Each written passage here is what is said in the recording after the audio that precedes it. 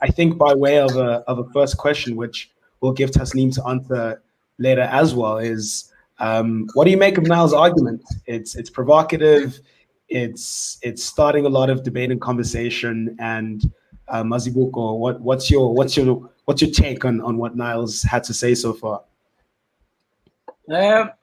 There's nothing much to disagree with in what Niall has put forward. He's absolutely correct that we need a clear left political pole that's mass-based, that's got effective strategy, that's campaigning, that's organizing, and that's also posing the question of political power and the program for socialism in South Africa. There's no doubt about the need for that. That's crucial. But what he has not said enough of is what I refer to as a broader left web of life, where the party is part of a multi-pillar strategy to build working class power, to build socialist perspectives. So, for example, I'm not surprised why people misinterpret him to think he's against movements. I think there's still a need and an importance of rebuilding mass movements to address the kind of weaknesses he's putting forward, particularly the question of what analysis do these movements have of the problems they face, what strategy, and how do they connect their strategy to a broader set of politics. You can win access to ARV drugs for HIV positive people, but the public health system is collapsing, but the budget remains committed to an austerity path. So how then do socialists find a way to work in the TAC to bring that kind of political perspective to bear to the kind of strategy the TAC follows?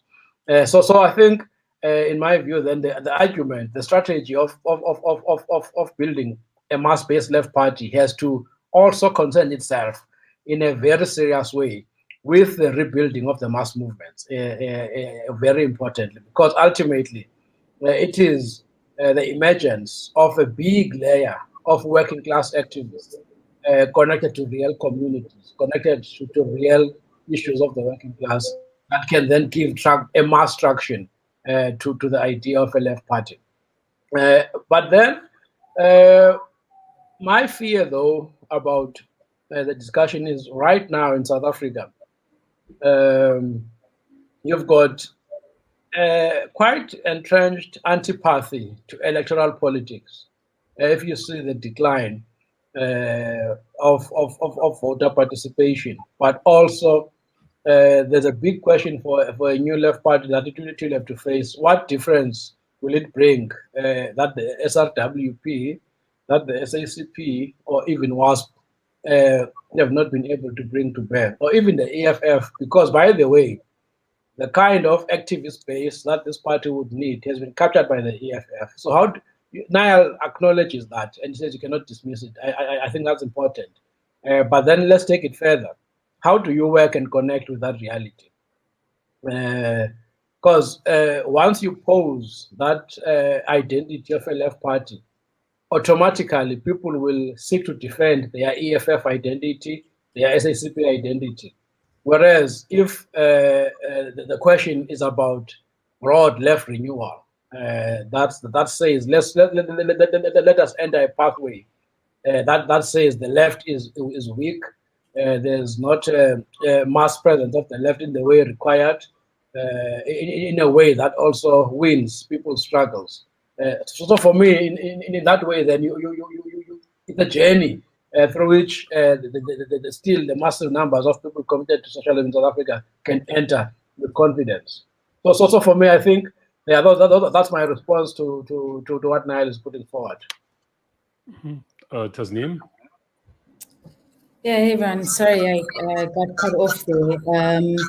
So, I mean, just a few things. I'm not yet sure that the left is in a position to be discussing the best vehicle for mass social change. And I'm starting from a point of asking, what is the state of the left at the moment, and if we are where I am in my thinking about the left, I'm sort of thinking, instead of about a new left party, about a new left, right? And I'm not sure yet that the question of a vehicle is important to that, right? To that yet. So, I mean, I think while there can be agreement that a left party is ultimately, something that should be worked towards, I think we're at a point far before that, in terms of the left in South Africa, right? And I'm coming from a position that's really, where I really want to make the point that if we don't, there's various tendencies in the left, and various strands that we can talk about on the left in South Africa.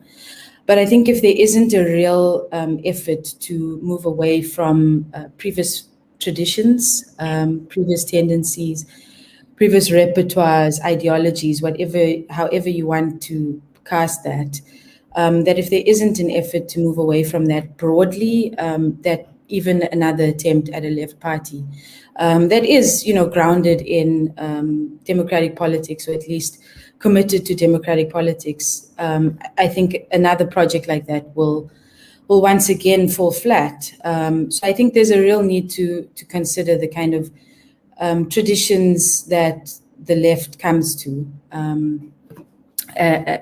with, and that even goes to like what style of politics to use and so on. So that's the other thing I wanted to say, and then I suppose our discussion will continue quite a bit from here. But I mean, just on electoral politics, I think from what Mazibuko was just saying around the kind of relationship that people have to electoral politics, is that I think we need to take cognizance of the fact that it was mentioned earlier, the ANC is still the ruling party, but I mean, there's a lot of criticism that can be made around that as a simple point, just based on voter turnout and so on, right? But that people would rather sit at home and not vote than vote against the ANC, despite a number of options to the right and to the left that are presented, that were presented in the last national election. So I think the point that Niall made earlier around really understanding that the importance that, Congress politics and the ANC still has for many people is important for me. So I think there are questions around electoral politics, and I do wonder whether engaging in electoral politics, given the kind of things that are needed to engage in that on that level, including massive amounts of funding, amongst a range of other things, is where the left, given where it is at the moment in South Africa, should be putting its efforts, and also taking into consideration the changing, developing relationship that people have to elections, and the fact that there are more people who are sitting at home and not voting for or against the ANC, I think is important for me to think about. So at this stage, everyone does seem in favor of some kind of left renewal, but we're hesitant about waging into electoral politics too early, because the state of the left just is objectively weak, as well as that most South Africans are developing an antipathy towards elections. So Niall, I'm curious to hear from you. Do you think that diminishes the arguments in favor of a party? Is a party still a useful vehicle for a regeneration of the left, or are we exposing ourselves to the risk that whatever we do start might fall as flat as the SRWP did? I do think that whatever issues that we see with the current electoral system does not yet justify a strategy that tries to go around that system. I think this is actually one of the lessons that we have to take away from recent episodes of left resurgence in different countries, electoral left resurgence in different countries around the world. Because in virtually everywhere, every place that we've seen this, what's preceded it was exactly the dynamic that Mazibuko is talking about, often and actually in much more extreme ways, of what seemed to be a turning away from the electoral system by a very large number of particularly poorer and working class people, just not turning up to vote, because they saw the system as not really representing them. But I think the error that we made was that we confused disaffection with the system with repudiation of the system. So we assumed that the fact that people were not turning up to vote was an indication that they were no longer interested in the electoral arena as a space for doing politics. And I think what these movements recently have revealed to us is that absolutely was the wrong conclusion to draw. Because I think so much of what has driven that disaffection, this crisis in representation that we've seen around the world, is a sense that the dominant political parties do not represent their interests. But again, it would be a massive leap of faith on the left to believe that people are going to immediately move from that conclusion to the conclusion that we need an entirely different system that's going to suddenly somehow replace this. Instead, I think what we need is different parties operating within that system that can show that they're different from all the existing parties that have so failed to represent people. And I think that is the challenge of the left, that we cannot assume that because people are not voting, that they're ready for some completely, extra parliamentary form of politics. The reason that they're not going to be is because that strategy just does not appear to be, and in fact, objectively is not realistic to anybody. So the reason why we cannot afford to forego and to abandon the electoral arena is because it is the space where power happens, right? Until we somehow have a way of setting up an entirely different parallel state or whatever, politics happens through elections.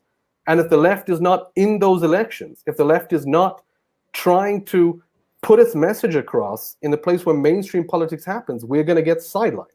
But the other thing that's been revealed to us, I think, by these recent movements is that operating in those spaces is not dangerous in the same way that so many people told us that it was. Because the argument from the section of the far left was that these are spaces of bourgeois politics. Bourgeois politics can never deliver things for anybody, and therefore you operate in those spaces. Eventually, you'll delegitimize yourself in the face of workers. They'll come to realize that you're not actually on their side, and that's just not what happens. And in fact, what we've seen in Corbyn and in Sanders and in so many other places is that class struggle can be infused into those spaces, right? You can build electoral campaigns that are campaigns that further and embolden class struggle, that embolden the capacity of workers to organize, that don't just subject themselves to the protocols of bourgeois politics, that manage to portray themselves actively to people as parties that are challenging the system and use the energy that they're generating from that electoral process to embolden and to build struggles, right? This is what we call class struggle elections, that they don't confine themselves to the electoral arena. They try to set up this synergistic process where simultaneously they're also strengthening movements.